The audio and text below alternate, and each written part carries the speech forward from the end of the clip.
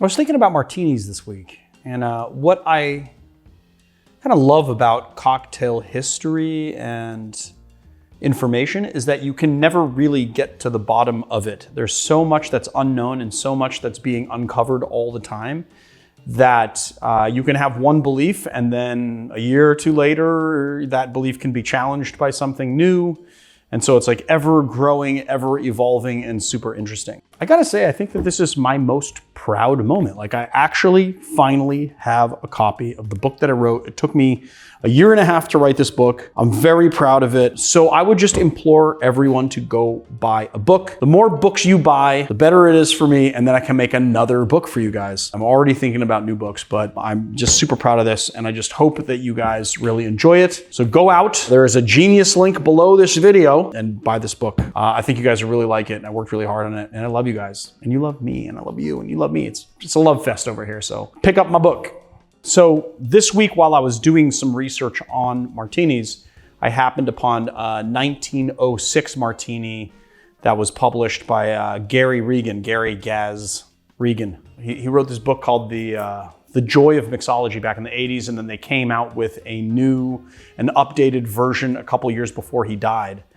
And this is the same guy that stirs the Negroni. He famously stirs the Negroni with his finger. What caught my eye is that it was my favorite martini variation, but it had like one kind of twist to it that I thought was super interesting. So I thought we'd make it today. But then also the other thing about it, which is kind of cool, is that I've always maintained that this was like the original martini recipe. And then I found out, years later, after Robert Simonson published his book on martinis, that there were so many other different variations of martinis, but that they all utilized sweet vermouth, as if like there was a transition between the Manhattan and the martini, and there was like this kind of slow transition. Now, a lot of people think that the Martinez was the very first kind of like cocktail to make that transition. We come to find that there's a lot of like martini variations that also had this kind of sweet vermouth in it. And that this one, as far as Gary Regan could tell, was the first one that he's ever found that utilized gin and dry vermouth. And so it kind of made me feel a little warm and fuzzy because it like confirmed that my very first martini may have been the actual first martini that at least utilized dry vermouth in the like kind of modern martini style. So we're gonna make that martini today, okay? First things first, we're gonna be doing some orange bitters here. We're just gonna do 2 dashes of orange bitters. What is it called? It's just called a martini? Just martini, but like is it 1906 martini or martini 1906? Whichever one you like better. Oh,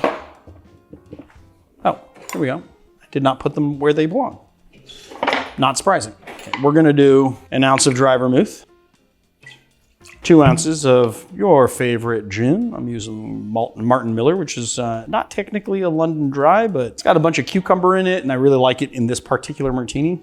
And I'm using the higher proof 90.4 ABV. So it's like it's called the Westbourne. Did I misplace my little tongs? Didn't put my tongs away. What? Is that getting cleaned? Oh, possibly, but why would, usually they don't, but I mean, it's possible that they made it to the wash, but I cleaned everything and put it away last week, so unless it got used in between. You were correct, sir. Let's grab our spoon, crack that first cube. That wasn't a very good crack. I'm gonna do this one. Oh, there we go, that was so much better.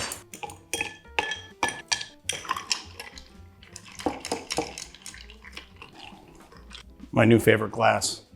Pretty dope, pretty dope. Very elegant, perfect martini glass.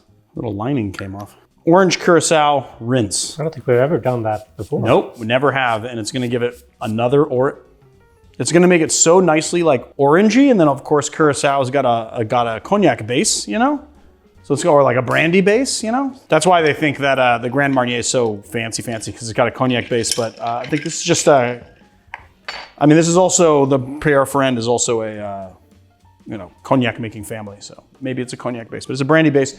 So it has those barrel notes. It's nice and orangey. It's gonna give this martini, I'm gonna be very disappointed if it's not my absolute favorite because it's got all of the makings of my absolute favorite. It really does. I'm a little concerned about the ounce count of this glass though, because I know it's going to be over full, but.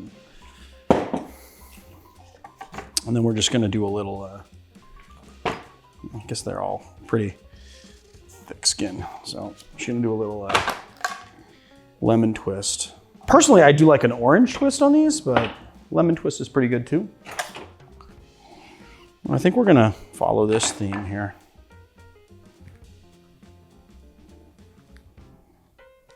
Let's try not to spill it.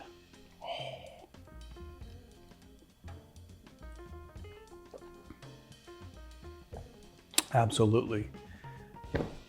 Just god darn perfect. Oh man, that Curacao really just like, it's like you get the Martini right up front, you just get that crisp, cold gin, the botanicals, the dry vermouth, those botanicals, it's nice and cold, and then you get the orange just like pulling up the back end. There's this little undertone of just like orange bitterness, which is just like, and you get a little bit of that, like you can tell it's a brandy base. It's just a little bit, just a little kiss, just a little touch. It is the perfect Martini, the 1906 Martini.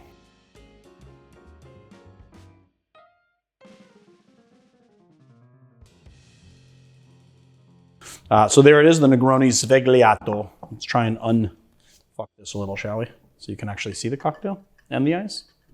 Today's Educated Barfly video is sponsored by The Educated Barfly. I don't know if you guys know this, some of you do, some of you don't, but we've got lots of really good products in our store, and we are constantly adding to those products. One of our very new additions, freeze-dried garnishes. So whereas a dehydrated garnish gives you sort of like a more tea-like caramelized scent, the freeze-dried version of that is a little bit brighter, and then all the sugars when you freeze-dry it come to the surface, and so you get a very bright, fresh orange flavor. These guys have been a real big hit since we put them in the store. We get lots of orders for them. We also have a little bit of glassware. We have our now kind of iconic Nick and Nora style glass that we did in a regular and honeycomb pattern. This is a 6-ounce glass, kind of Nick and Nora style. And we have a brand new, more coupe style glass. It's 7 ounces. We also have the honeycomb pattern in this as well. So if you're a fan of the channel and you want to help us out, this is a very good way to help the channel and then also get something out of it. A lot of this is the glassware that you see in our videos, and so you'll be able to recreate the same cocktails that we make in the studio at home with the best